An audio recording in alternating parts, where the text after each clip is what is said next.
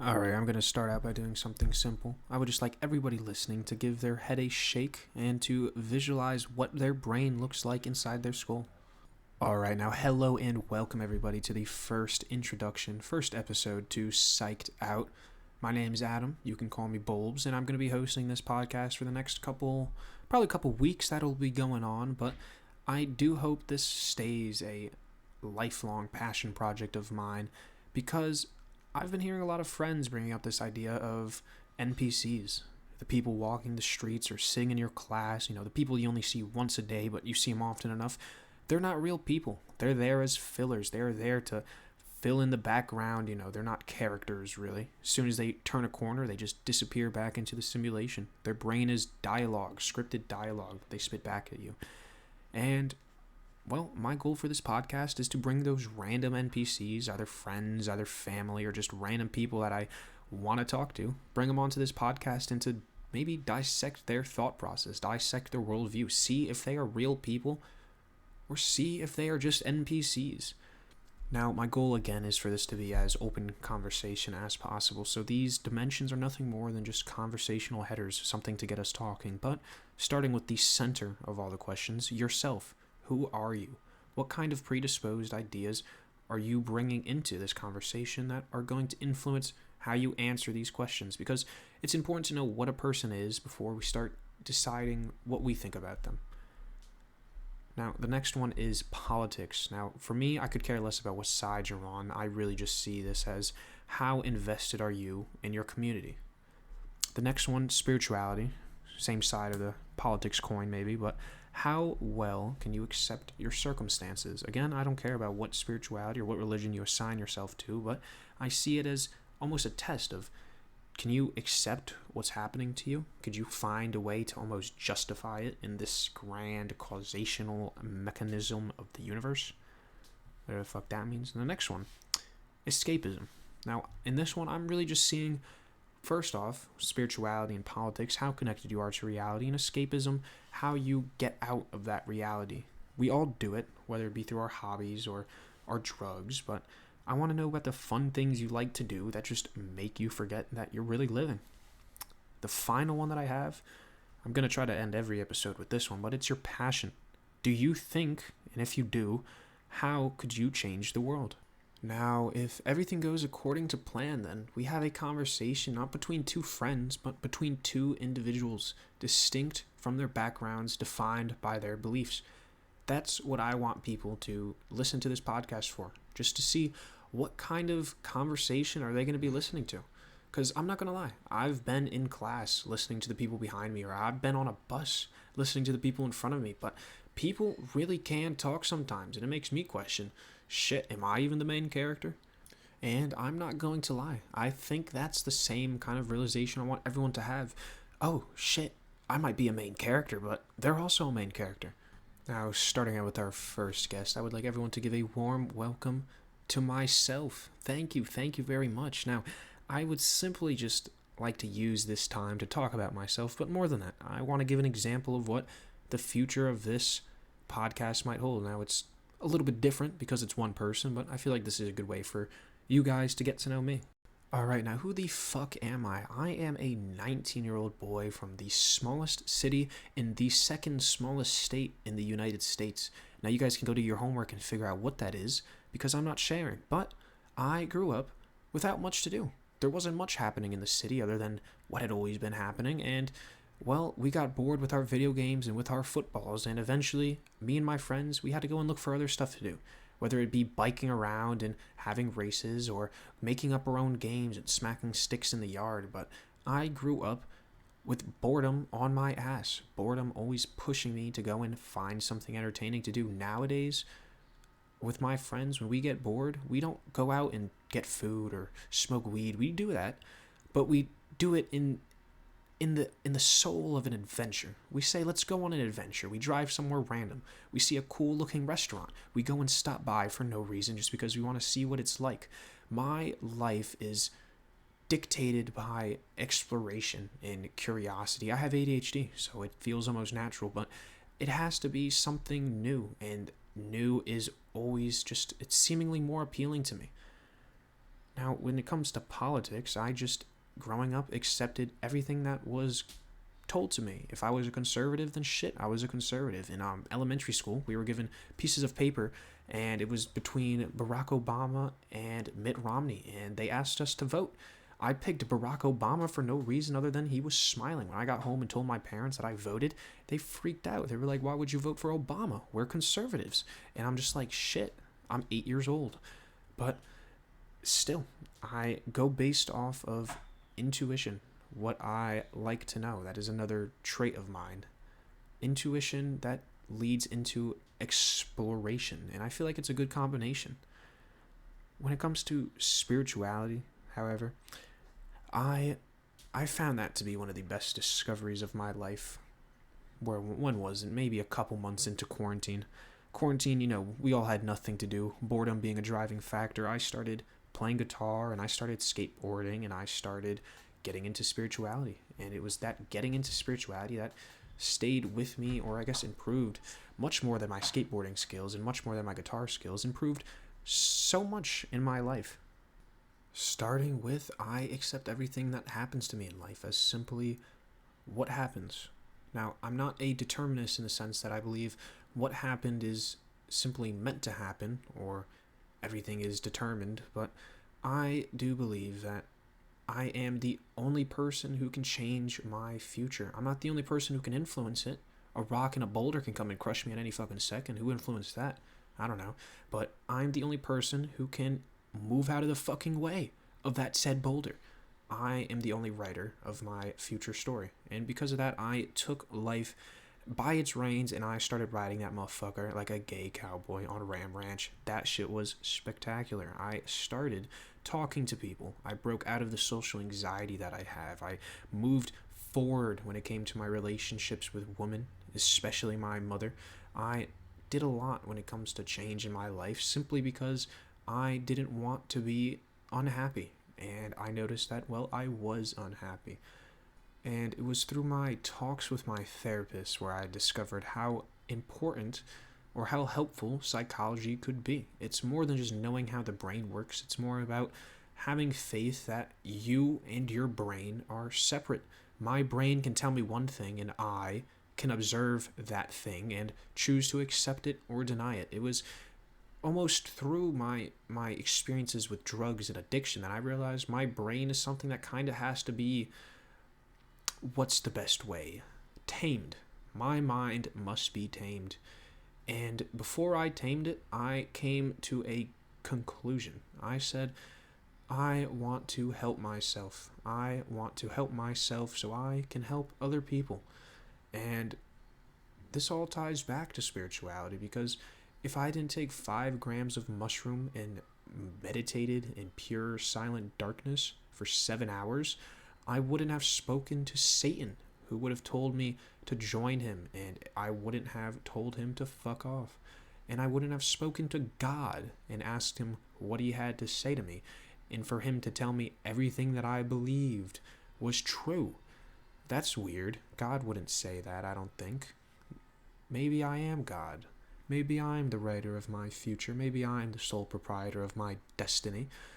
And so I believed it. And so God self came. The idea that I am God. Now, to reduce the egotism of that phrase, God to me is an idea. The conscious universe. He means all powerful, all knowing, and all good. Now, you can't be all knowing and all good if you know about all the bad things that are gonna happen and be unable to stop them. Unwilling to stop them, really, because you're all powerful. You can stop them. So I realized that God, his descriptions are almost a paradox unless you put it into ourselves. If you put us in the shoes of all powerful, I am the only person who can change my world. As all knowing, I am the only person who knows everything that I know. And all good, everything that I do for myself is good because it's for myself. I believe that we are God. Now, to reduce the egotism once more, just because we are God doesn't mean that we are better, because for the same reason that I am God, you are God. So how does that make sense? How does that make work? Main characters. We're all the main character of our own story. And that's it. And because we are main characters and I have a story that I deserve to live in, you have a story that you deserve to live in. That, well, I guess that can also tie back to this podcast because I want to show people that. I want to show people that, hey, shit, even if you don't think you got thoughts, you can have thoughts, and it's kind of fun to have them. They change how you view the world and how you interact and how you act, period. Now, escapism. Damn, this one's about to be hefty. Hobbies, guitar. I always want to be a rock star. Who doesn't? Skateboarder. I just wanted to lose weight and have fun. Fun exercise. What else do I do? Music? Oh man, music is the fucking drug of vibrations. The drug without the substance, man. Music. That shit does it. But drugs. Let me tell you, it was quarantine. LSD that made me decide to become spiritual. It was mushrooms that made me decide to accept spirituality. It was weed that kind of broke me out of my social discomfort when it came to doing things. Weed was the first thing that I could do and still do something else. I could be high and I could still play football. I could be high and still play games, and I could still enjoy myself. And the entire time, you're socializing more than you ever did, I guess, without it. It's more work to socialize without it. And when I first discovered this, my sophomore year, when I was kind of changing into a different person, I changed completely into a new person by having a good 4 months turn into a blur, and then having the next 6 months turn into a hell, and then being broken out of hell from quarantine, from more substances. It was weird. I went from marijuana to LSD to nicotine, and from there I noticed a shift in my personality and in my thoughts in every way. Weed was one I really couldn't pinpoint because of how different I was before it, but nicotine just made me aggravated and upset, and because of that, what am I? Am I 2 days clean? Fuck yeah. 10, 20, 22. Yeah, 2 days clean. We'll take that shit. But my escapes are not even escapes from reality as much as just detachments. But I guess that is an escape in a way. But let me explain. When I smoke weed, I technically, I guess, detach from reality because I don't care about all the other things that are going on as long as they're not in front of me. If it's in front of me, then I'm worried because when I smoke, I'm in the present. But it allows me to socialize, and that is the escape because it puts me into the present, away from my worries and into that moment. I can still worry, if there's a bear in front of me and I'm high, I'm not going to just not run because shit, dude, I'm in the present. No, I'm going to fucking run, but I don't have to worry if I'm hiking about bears if I don't see any fucking bears. If there's no bear signs, if I don't think it's hot enough or cold enough for bears, then I'm not going to be worried. I'm simply in the present. Sure, that shit can backfire, but that's a different story. Now, LSD was the one that really sent me off. I personally think it almost cured my Asperger's because it was from there that I stopped caring.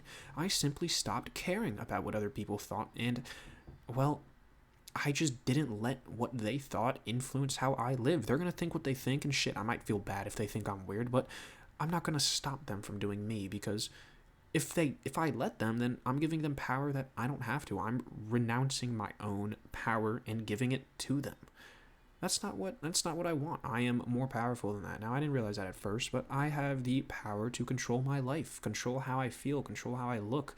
I was a big motherfucker back in high school, about 250 pounds. I'm about 176 now for scale, but good more than 200 pounds just smoking weed and eating $60 worth of Uber Eats every single day after school. But it was after that, when I was forced to quit, that I realized the two sides in life.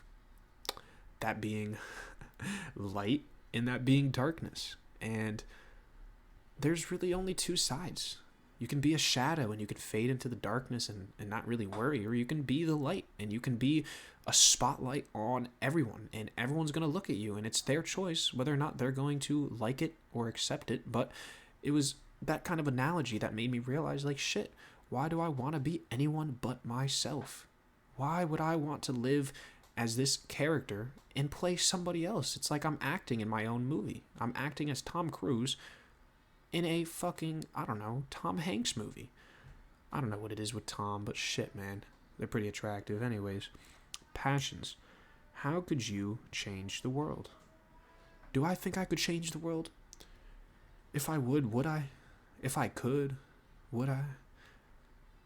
Well, I wanted to change the world starting with psychology. I realized that, fuck, if my therapist could turn me into a happy person and, let's say, just not kill myself, my life, I might just go and live how everyone else lives, but hey, maybe that one person that you save, maybe they go on to create a tech company.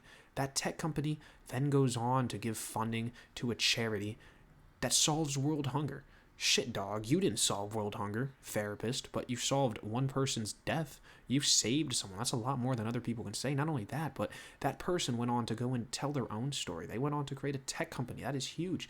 That tech company has a life of its own. It went to do better for humanity. It took money, it piled in money to go and solve world hunger. Now, this is just in a perfect world kind of thing, but it follows my ideology that through helping one person, I can help the world. Almost like I don't know, like a trickle effect. Like one ping pong ball touches the next one, and both of them are going out to save the world. And then from 2 to 4, from 4 to 6, whatever.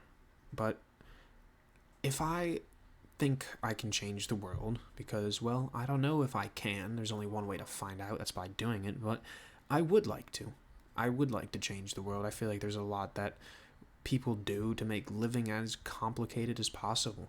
We've come far enough now with this information that we all have. We've come far enough to see everything in the past and to take guesses for what's going to happen in the near future. A lot of people don't want to live how they're living now in the near future. But shit, the only thing that kind of gets you out of that is faith. Having faith that doing what I'm doing now is going to get me out. But if you lose that, you lose hope, and then that's when a lot of other problems come. That's when the therapists are called in. But passion, I wouldn't say my passion's to change the world. My passion's to live my life as full as possible. But part of that is recognizing the good in the opportunities that I were given, and I simply don't want to just, I don't know, hold on to that and have other people lose them. If I have opportunities and I have another opportunity to give someone else another opportunity, I'm probably going to, take that, opportunity. If I have one, you have one, who knows what we can do with it. But then I guess that just goes down to, what do I want in people? But I think that's a different story. I think I've talked for long enough. This, everyone, is the first episode of Psyched Out. I hope this microphone sounds sturdy enough. I do hope to have a guest on as soon as possible now. While I think about where to upload this, I just want you guys to think back to the first thing I said. Visualize your head, your brain shaking. Now do that shit again.